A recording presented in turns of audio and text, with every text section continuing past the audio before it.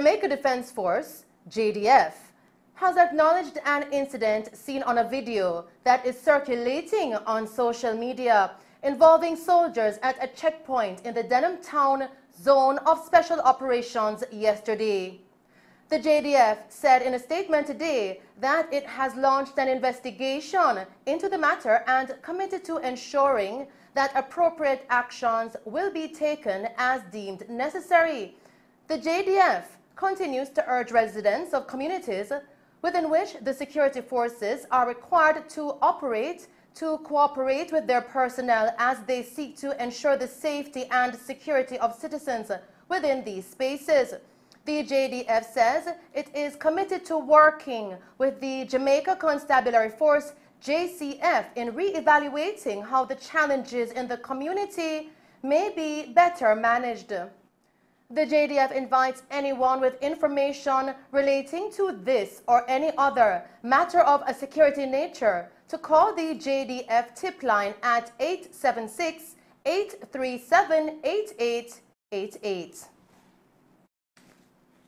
In other news tonight, the St. James Police have listed Presley Bingham, otherwise called Pressa, of Torado Drive, St. James, as a person of interest following a multi-million-dollar cash and drug seizure in the parish.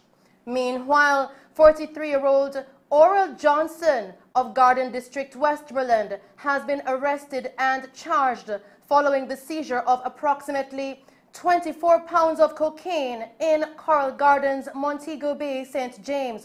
Now, on Tuesday, Johnson was formally charged with the offenses: possession of, dealing in, taking steps to export, and trafficking cocaine.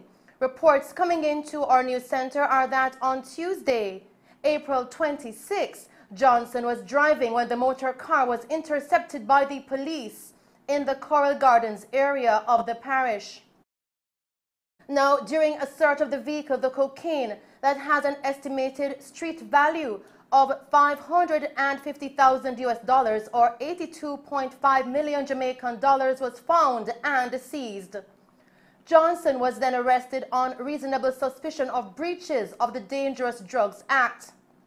During subsequent operations, a search was conducted at a premises owned and occupied by Presley Bingham at Torado Drive, St. James. This led to the seizure of an additional quantity of illegal drugs with cash amounting to over $3.8 million and 30,000 Canadian dollars. Investigations into these seizures are ongoing, and the police are urging Mr. Bingham to immediately report to the Narcotics Division at 230 Spanish Town Road, Kingston 11, to facilitate the investigations. Still tonight, an Ananda alert has been activated for 14-year-old Ciara Mills, otherwise called Santana, of Draper's District in Portland, who has been missing since yesterday. She is of dark complexion, medium build, and is approximately 5 feet 2 inches tall. Reports from the San Police coming into our news center are that Ciara was discovered missing at approximately 11 p.m. Her mode of dress at the time she went missing is unknown. Efforts to contact her have proven futile. Anyone knowing the whereabouts of Ciara Mills is being asked to contact the San Police at 876-993-7315, Police Emergency 119, or the nearest police station. As we continue with the news tonight, a team of police officers assigned to the Westmoreland Police Division arrested 4 men and seized 2 firearms during an operation at Stella Lane, Wharf Road in Savannah Lamar in the parish yesterday. Reports from the Savannah Lamar Police coming into our news center are that at approximately 9:45 a.m., law enforcement officers searched a premises that was occupied by the 4 men. They found an AK-47 rifle and a shotgun. The men were taken into custody. Their identities are being withheld pending further investigations. A 63-year-old disabled man is offering a message of hope to youngsters as he seeks the public's assistance. Here is Mello May with the details. Leevert Frey, a 63-year-old man that lost his legs due to an illness some time ago, is seeking the public's assistance as he deals with the demands of life. Mr. Frey, who was a former taxi and truck driver who still lives in Rejoin and Cold Spring in the Great Valley area of Hanover, shares with our news team that in spite of losing his legs, he has made best efforts to be independent and to earn a living. Well, I find myself I wake up in the morning and I get some strength, I gather some strength. I move to the farm. If I don't move to the farm, I move down by the gate and do some work, clean up, weed up. Otherwise, I go by the bush and do some digging a yam hill, plant some yam. Otherwise, I plant some vegetable. Just so can get something to eat. I usually run taxi. I usually do service work, drive a service truck. I usually take care of a lot of things, a lot of mechanic work. I find one day my feet get swell, and then after my feet get swell, I didn't take it for nothing. And I have it and then it start hurt. So after it start hurt, I go to the doctor. After I went to the doctor say my blood is thick. So it not flowing, it not move from how it to move. So you get my feet damaged. The 63-year-old, who is also known to residents as King Chubby, is pleading to persons for any assistance that could be given to help finish his house. He's taking care of me, he don't eat meat, lots of vegetarian, so I just find myself gather some strength. I wouldn't mind if my house would like a little repair. I would give thanks for that, and otherwise, like all the time going on now, any help I can get from any supporters or anyone who agree to help us, I would give thanks for that. Mr. Frey urged youth to make good use of their time while they are able to. Well, the youngsters them who find themselves not working or not doing anything, I would tell them that them fi rise up in the morning, spend 2 hours in the farm, and then you have the rest of the day. So if you spend the whole day not doing nothing, the end of the day, you end up not eating nothing, you get a problem. So I would tell each and everyone to go out in the morning and get something going, and life would be much better. Meanwhile, one resident who spoke with our news team described Mr. Frey as a role model while sending a message to young people. There's nothing I see that he'll dig a pit. I mean, a pit. He moves like he has legs. I saw him did something that was so shocking to me. I was speechless. I was like lost for a moment. I saw this man and his 2 hands running over the mountain as if he had legs. I was so shocked. And yes, he is a role model to a lot of youths that just sit and wasting their time. Come on now, youths.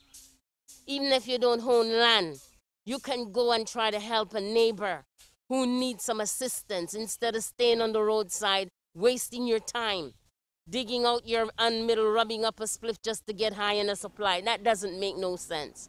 Come on, let King Chub. He's 64 years old December coming. Yes?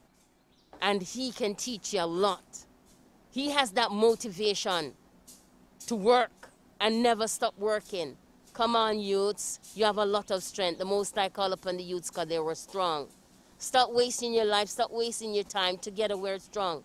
Go look some job to do and help others also. Persons who wish to assist Mr. Leevert Frey are being asked to call 809-6759. Reporting from Mello TV News, I'm Colleen May. Thank you, Colleen, for that report. Still tonight, Minister of Agriculture and Fisheries, Colonel Charles Jr. is warning against prematurely raising alarms over a potential food crisis and has instead called for a calculated approach amidst growing concerns for the country's food supply chains. Minister Charles Jr. issued the warning in a statement early today. Now, it follows concerns raised by world leaders and international media last month over a looming global food crisis and food hoarding. This in the wake of supply issues that started with the novel coronavirus pandemic but has been exacerbated by the Russia-Ukraine war.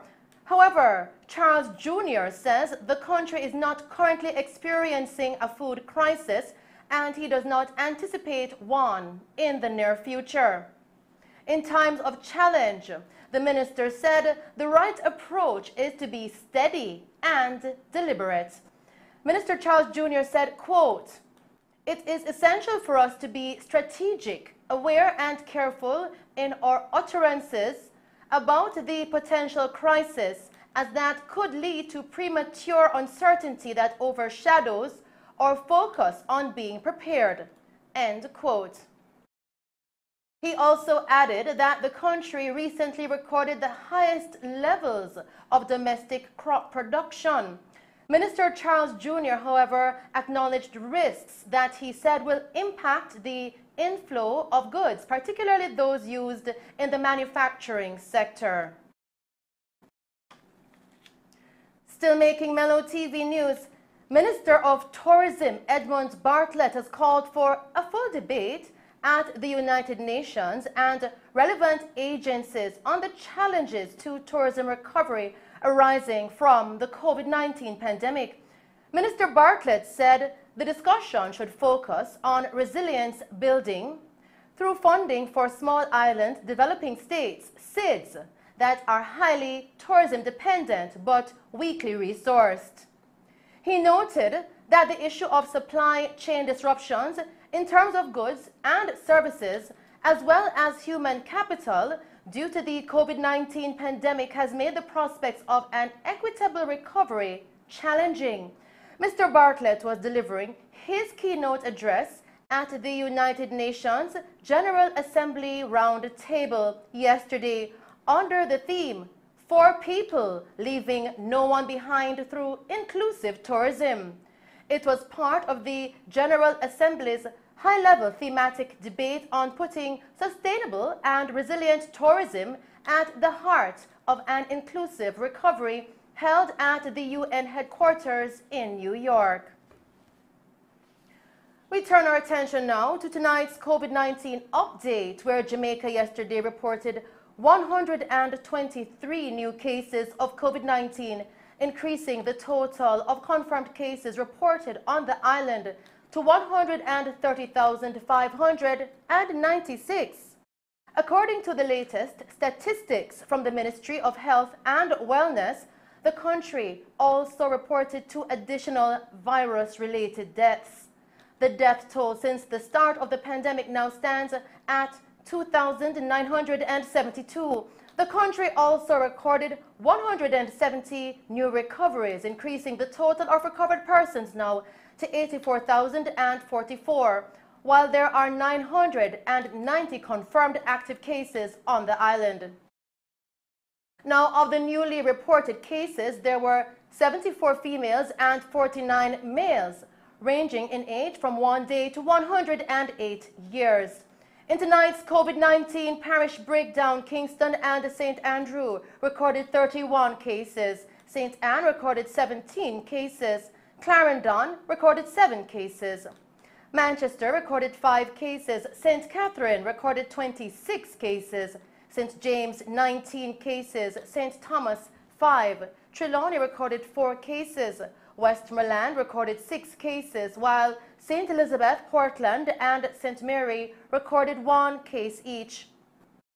Meanwhile, the latest victims are a 99-year-old female from Kingston and St. Andrew who died in January of this year, and a 70-year-old female from St. James who died in February of this year.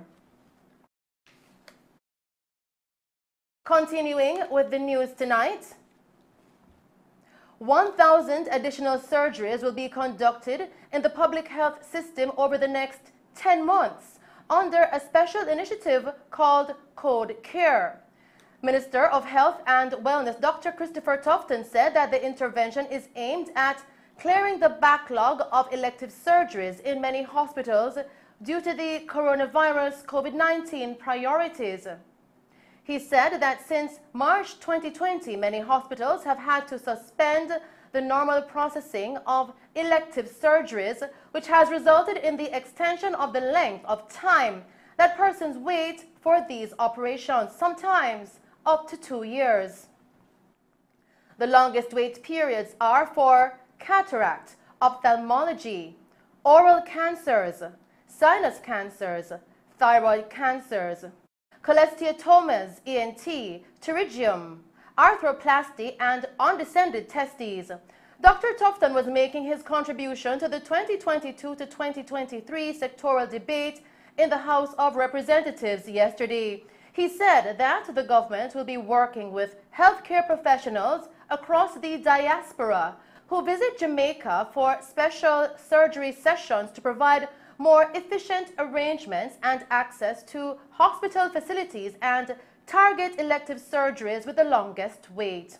Additionally, approximately $300 million is to be provided to repair and, where necessary, maintain operating theaters so that they can perform more efficiently and for longer hours to drive more throughput.